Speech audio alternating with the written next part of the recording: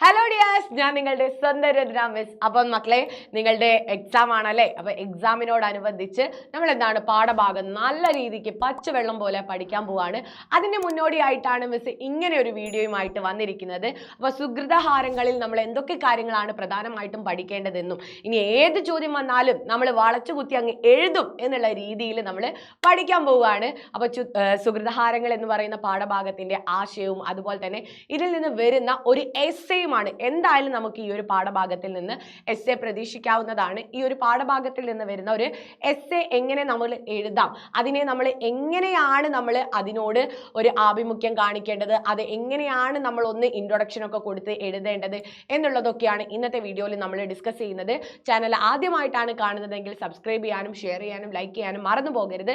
അപ്പം എല്ലാവരും അതൊക്കെ ചെയ്തു എന്ന് വിചാരിക്കുന്നു. വീഡിയോയിലേക്ക് കടക്കാം. സുകൃതഹാരങ്ങൾ നമുക്കറിയാം, നമ്മുടെ ആധുനിക കവിത്രയത്തിൽ ഒരാളായിട്ടുള്ള കുമാരനാശാന്റെ അല്ലെ ചണ്ടാല ഭിക്ഷുകി എന്ന് പറയുന്ന അദ്ദേഹത്തിന്റെ കാവ്യത്തിൽ നിന്ന് എടുത്തിട്ടുള്ള ഒരു ഭാഗമാണ് ഏത് നിങ്ങൾക്ക് പഠിക്കാനുള്ള സുകൃതഹാരങ്ങൾ എന്ന് പറയുന്നത്.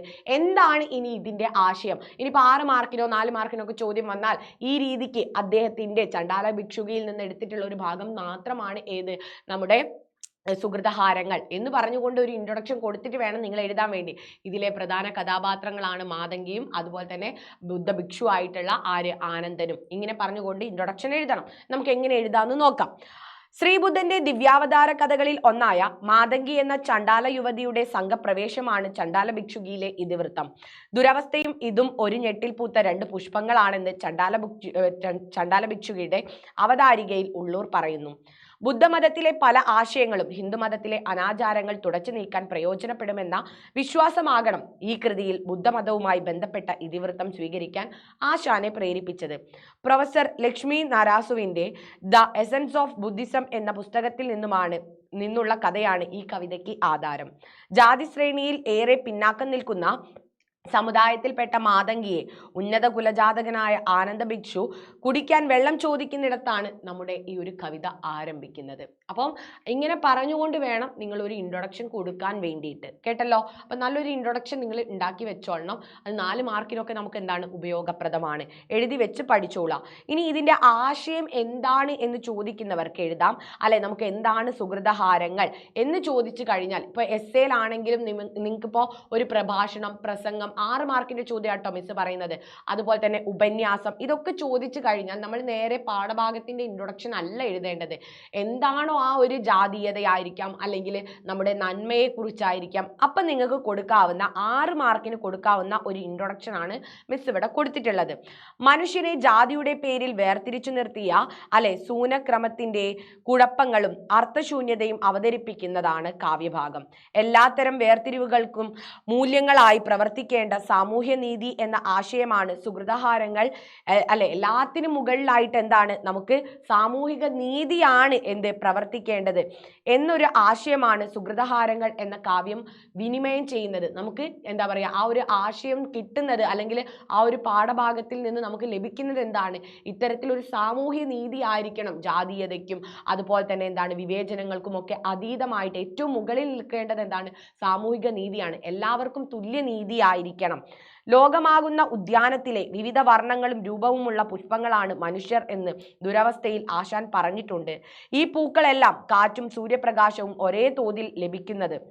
ഈ എല്ലാ പുഷ്പങ്ങൾക്കും എങ്ങനെയാണോ സൂര്യൻ നമ്മുടെ ഈ ലോകത്തിലുള്ള എല്ലാ പുഷ്പങ്ങൾക്കും എങ്ങനെയാണോ സൂര്യപ്രകാശം ഒരുപോലെ ലഭിക്കുന്നത്, അതുപോലെയാണ് വ്യത്യസ്തരായിട്ടുള്ള നമുക്ക് എല്ലാവർക്കും എന്താണ് ദൈവം ഒരുപോലെയാണ് കാര്യങ്ങളൊക്കെ ചെയ്തു തരുന്നത്. പ്രകൃതി ഉൾക്കൊള്ളുന്ന സമത്വ ദർശനത്തിന്റെ തെളിവാണത്. ഈ സമത്വബോധമാണ് ഈ സമത്വബോധം എന്താണ്? മാനവികതയുടെ അടയാളമാണ്, അല്ലെങ്കിൽ മാനവികതയുടെ ഭാഗമാണ്. മാനവികത എന്ന് വെച്ചാൽ എന്താണ്? മനുഷ്യത്വം തന്നെയാണ്. നമുക്ക് എല്ലാവർക്കും ജാതീയത അല്ലെങ്കിൽ വർണ്ണവിവേചനം ഇതിനൊക്കെ അതീതമായിട്ട് നമ്മളിൽ എല്ലാവരിലും ഉണ്ടാകേണ്ടത് എന്താണ്? മാനവികതയാണ്, അല്ലെങ്കിൽ മനുഷ്യത്വമാണ്. അതുകൊണ്ടാണ് പ്രളയമാണെങ്കിലും അതുപോലെ തന്നെ ഏതെങ്കിലും ഒരു ഭൂകമ്പമോ അല്ലെങ്കിൽ വെള്ളപ്പൊക്കമോ ഒക്കെ ഉണ്ടാകുന്ന സമയത്ത് നമ്മൾ എന്താണ് ഈ ജാതീയതയൊക്കെ മറന്ന് ഒന്നിച്ചു നിൽക്കുന്നത് എന്താണ്? ആ മാനവികതാ ബോധം നമ്മുടെ ഉള്ളിൽ ഉള്ളത് കൊണ്ടാണ്. ഇങ്ങനെ ഒരു ഇൻട്രൊഡക്ഷൻ നിങ്ങൾക്ക് കൊടുക്കാം. നമ്മൾ എന്താണ് നേരിട്ട് നമ്മൾ ഒരു പാഠഭാഗത്തിലേക്ക് കടക്കാതെ 6 മാർക്കിന്റെ ചോദ്യത്തിന് ഇത്തരത്തിൽ ഇൻട്രൊഡക്ഷൻ ഇൻട്രൊഡക്ഷൻ കൊടുത്തിട്ടായിരിക്കണം നിങ്ങൾ കടക്കേണ്ടത്. ഇനി അതുപോലെ തന്നെ ഈ കവിതയിലെ ഒരു ആശയങ്ങൾ എന്തൊക്കെയാണ് എന്ന് ചോദിച്ചാൽ, ദാഹാർത്തനായിട്ടുള്ള ആനന്ദൻ എന്ന ഭിക്ഷു വഴിയരികിലെ കിണറ്റിൽ നിന്ന് വെള്ളം കോരുന്ന മാതങ്കിയെ കാണുന്നു.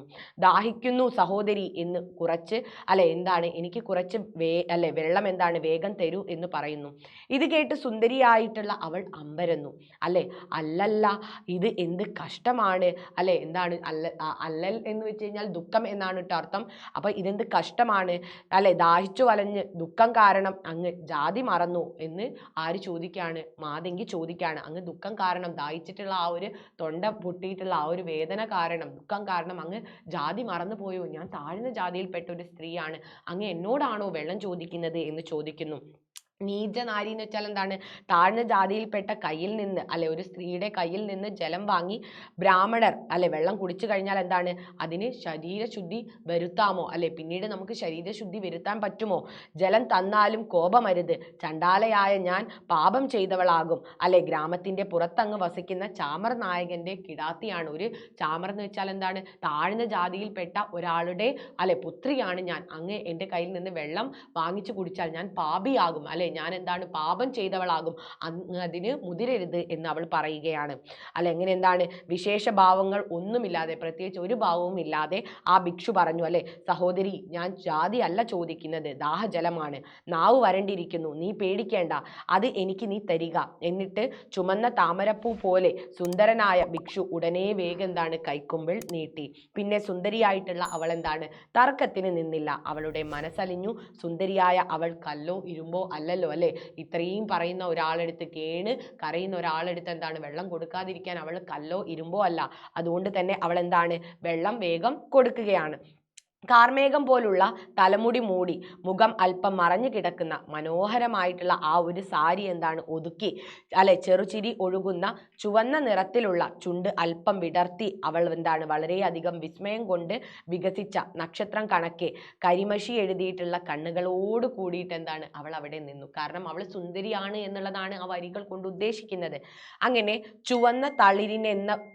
ചുവന്ന തളിരിനെ തോൽപ്പിക്കുന്ന വിധത്തിലുള്ള സൂര്യകിരണങ്ങളാൽ പുലർച്ചയിൽ ശരീരം മൂടിക്കൊണ്ട് വണ്ടുകൾ ചെന്ന് മുട്ടി വിടരുന്ന ചെന്താമരപ്പൂ വിടർന്നു നിൽക്കും പോലെ അവൾ എന്താണ്? വിടർന്നു നിന്നു. അങ്ങനെ എന്താണ്? കൈയാകുന്ന ആ ഒരു പുഷ്പമുണ്ടല്ലോ, വിറക്കയാൽ പാളയിൽ മെല്ലെ എന്താണ്? അവള് വെള്ളം കോരി എന്താണ്? ആ വെള്ളം ഇങ്ങനെ എന്താണ്? ശുദ്ധജലം ഇങ്ങനെ തുളുമ്പി ചിന്നി നിന്ന ആ ഒരു ജലം മദ്യം പൊട്ടുന്ന 100 കണക്കിനുള്ള കണ്ണാടി പോലെ എന്താണ്? ഒരു മദ്യം എന്ന് വെച്ചാൽ നടുക്കഷ്ണം പൊട്ടിയിട്ടുള്ള ഒരു കണ്ണാടി ചില്ല് പോലെ അത്രയും ശുദ്ധമായിട്ടുള്ള ജലം എന്താണ്? ആരുടെ കയ്യിലേക്ക് അവൾ ഒഴിച്ചു കൊടുത്തു? നമ്മുടെ ആനന്ദന്റെ കയ്യിലേക്ക് മാതങ്കി ഒഴിച്ചു കൊടുത്തു. അവൾ പുണ്യശാലിനിയാണല്ലേ. കാരണം എന്താണ്? അത്രയ്ക്ക് നല്ലൊരു പ്രവൃത്തിയാണ്. ദാഹിച്ചു നിൽക്കുന്ന ഒരാൾക്ക് അവൾ വെള്ളം കൊടുത്തതാണ്. അപ്പോൾ അവൾ എന്താണ്? പുണ്യശാലിനിയാണ്. അവൾ അത്രയും പുണ്യം ചെയ്തവളാണ്. അങ്ങനെ ആ പുണ്യശാലിനി പകർന്നിടുന്ന തണ്ണീരിന്റെ ഓരോരോ തുള്ളിയും എന്താണ്? അവസാനമില്ലാത്ത പുണ്യകർമ്മത്തിന്റെ പൂമാലകൾ നിന്റെ അന്തരാത്മാവിൽ അർപ്പിക്കുന്നുണ്ടാകും. അപ്പോൾ അവൾ ചെയ്ത ആ ഒരു പുണ്യം എന്താണ്? അവളുടെ ആത്മാവിൽ അത്രത്തോളം എന്താണ്? അർപ്പിക്കുന്നുണ്ടാകും എന്ന് പറഞ്ഞുകൊണ്ടാണ് ആ കവിത അവസാനിക്കുന്നത്.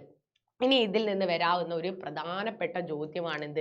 ജാതീയതയെക്കുറിച്ചും അതുപോലെ തന്നെ അന്നത്തെ കാലത്തെ ഐത്തത്തെക്കുറിച്ചും തൊട്ടുകൂടായ്മയെക്കുറിച്ചും. അതൊക്കെ ശ്രീനാരായണ ഗുരുവിൻ്റെയും അംബേദ്കറിൻ്റെയും ഒക്കെ എന്താണ് എന്താ പറയുക ചോദ്യങ്ങൾ വെച്ചുകൊണ്ട്, അല്ലെങ്കിൽ അവരുടെയൊക്കെ എന്താ പറയുക ഈ വാക്യങ്ങളൊക്കെ തന്നുകൊണ്ട്, കോട്സുകളിലെ ഉദ്ധരണികൾ തന്നുകൊണ്ടായിരിക്കും നിങ്ങളോട് ചോദ്യങ്ങൾ വരിക.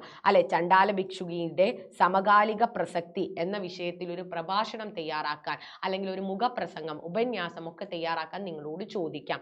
അപ്പൊ നിങ്ങൾക്ക് എന്താണ്? മിസ് നേരത്തെ ആദ്യം പറഞ്ഞു തന്നിട്ടുള്ള ആ ഒരു ഇൻട്രൊഡക്ഷൻ ഇല്ലേ, എല്ലാത്തിലും നിങ്ങൾക്ക് 6 മാർക്കിന് എഴുതാവുന്ന ആ ഒരു ഇൻട്രൊഡക്ഷൻ, മാനവികതയെക്കുറിച്ചും അതുപോലെ തന്നെ സാമൂഹിക നന്മയെക്കുറിച്ചും, നമ്മൾ സമൂഹത്തിന് ചെയ്യേണ്ട നന്മ, അതുപോലെ തന്നെ നമ്മൾ എല്ലാവരുമായിട്ട് ഒത്തൊരുമിച്ച് സ്നേഹിക്കേണ്ടതിൻ്റെ മനുഷ്യത്വം നമ്മളിൽ ഉണ്ടായിരിക്കേണ്ടതിൻ്റെ പ്രാധാന്യത്തെക്കുറിച്ചൊക്കെ ഒരു ഇൻട്രൊഡക്ഷൻ കൊടുത്തതിന് ശേഷം നിങ്ങൾക്ക് എന്തെഴുതാം?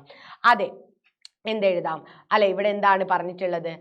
മനുഷ്യ ജീവിതത്തെ മഹത്തരമാക്കുന്നത് മാനവികതയാണ്.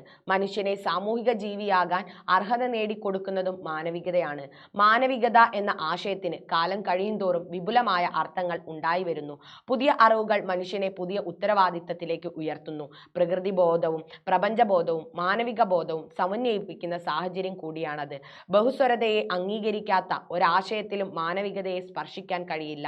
ഉന്നതമായ മൂല്യങ്ങൾ മൂല്യങ്ങൾ ഉയർത്തിപ്പിടിക്കാനും അത് ജീവിതത്തിൽ നടപ്പിലാക്കാനും സന്നദ്ധരാകുമ്പോഴാണ് നാം മാനവികതയുടെ വഴിയിലേക്ക് എത്തുന്നത്. ഇങ്ങനെ ഒരു ഇൻട്രൊഡക്ഷൻ ഒക്കെ കൊടുത്തിട്ട് പാഠഭാഗത്തെക്കുറിച്ചും അല്ലെ അത്തരത്തിലൊരു ആശയം വ്യക്തമാക്കുന്ന ജാതീയതയെ അന്ന് തുടച്ചു നീക്കാൻ ശ്രമിച്ചിട്ടുള്ള അല്ലെ നമ്മുടെ ആധുനിക കവിത്രയത്തിൽ ഒരാളായിട്ടുള്ള കുമാരനാശാന്റെ ചണ്ടാല ഭിക്ഷുകിയിലെ ഒരു ഭാഗമാണ് സുഹൃതഹാരങ്ങൾ.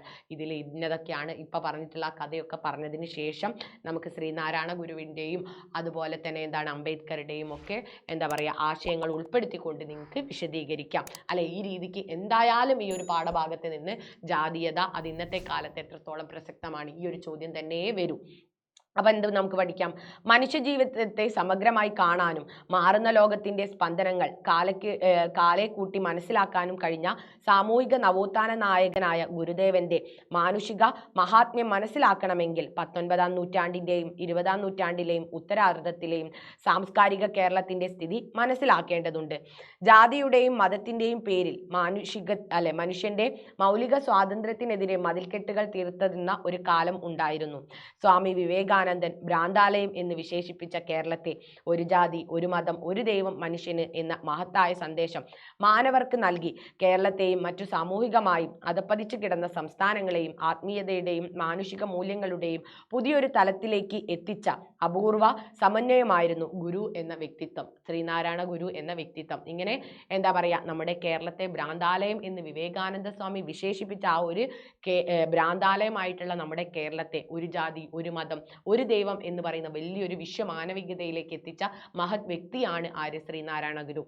ശ്രീനാരായണ ഗുരു നടത്തിയിട്ടുള്ള പ്രവർത്തനങ്ങൾ നിങ്ങൾക്ക് അവിടെ പറയാം അല്ലെ. കണ്ണാടി പ്രതിഷ്ഠ, അതുപോലെ തന്നെ എന്താണ് ജാതീയത തുടച്ചു നീക്കാൻ അദ്ദേഹം മുന്നിട്ടിറങ്ങിയത് അല്ലെ. അദ്ദേഹം എന്താണ് എല്ലാവരെയും ഒന്നായിട്ടാണ് ഒരു ജാതി മനുഷ്യജാതി എന്നൊരു ജാതിയായിട്ടാണ് അദ്ദേഹം എല്ലാവരെയും കണ്ടത്. ഇങ്ങനെയൊക്കെ പറഞ്ഞുകൊണ്ട് നിങ്ങൾക്ക് എഴുതാം.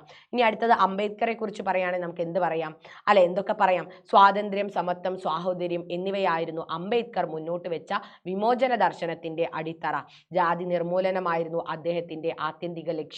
ലോകത്ത് ഒരിടത്തും കാണാൻ കഴിയാത്ത ഇന്ത്യയിൽ മാത്രം പ്രകടമായിരുന്ന ജാതി വ്യവസ്ഥയുടെ നിരർത്ഥകത അദ്ദേഹം വെളിവാക്കി അല്ലെ. ഇന്നും എന്താണ് നമ്മളെ ഇന്നും വിദ്യാഭ്യാസത്തിലും അതുപോലെ തന്നെ നമ്മുടെ ലോകം ഒരുപാട് വികസിച്ചിട്ട് പോലും ഇന്നും മനുഷ്യരുടെ ഉള്ളിൽ നിന്ന് ജാതീയതയും മതത്തിന്റെ ആ ഒരു നൂലാമാലയും ഒന്നും എന്താണ് നമുക്ക് പൂർണ്ണമായിട്ടും തുടച്ചു നീക്കാൻ സാധിച്ചിട്ടില്ല എന്ന് പറഞ്ഞുകൊണ്ട് വേണം നിങ്ങളുടെ പ്രഭാഷണമാണെങ്കിലും ഉപന്യാസമാണെങ്കിലും ഒക്കെ നിങ്ങൾക്ക് പറയാനും എഴുതാനും വേണ്ടിയിട്ട്, കേട്ടല്ലോ. അപ്പൊ ഈ രീതിക്ക് നമുക്ക് എന്തായാലും ഒരു ചോദ്യം വരും ജാതീയതയുമായി ബന്ധപ്പെട്ട്. അപ്പം ഇതൊന്ന് പഠിച്ചു വെച്ചോളാം. എത്രയും പെട്ടെന്ന് പഠിച്ചു വെക്കുന്നോ നമുക്ക് അത്രയും എളുപ്പത്തിൽ എന്താണ് എക്സാമിന് ഉത്തരം എഴുതാൻ പറ്റും. അപ്പോൾ വീഡിയോ ഇൻഫോർമേറ്റീവ് ആണ് അല്ലെങ്കിൽ യൂസ്ഫുൾ ആണെങ്കിൽ ലൈക്ക് ചെയ്തോളണം. മാക്സിമം മക്കളൊന്ന് സ്റ്റാറ്റസ് വെച്ച് ഷെയർ ചെയ്തോളണം. എല്ലാ ഗ്രൂപ്പിലും ഒന്ന് അയച്ചു കൊടുക്കുക. അതുപോലെ തന്നെ എന്താണ് നിങ്ങൾക്ക് ഇൻഫോർമേറ്റീവ് ആണെങ്കിൽ ലൈക്ക് ചെയ്യാനും കമൻറ്റ് ചെയ്യാനും മറന്നു പോകരുത്. നമുക്ക് അടുത്തൊരു വീഡിയോയിൽ കാണാം. അതുവരെ ബൈ.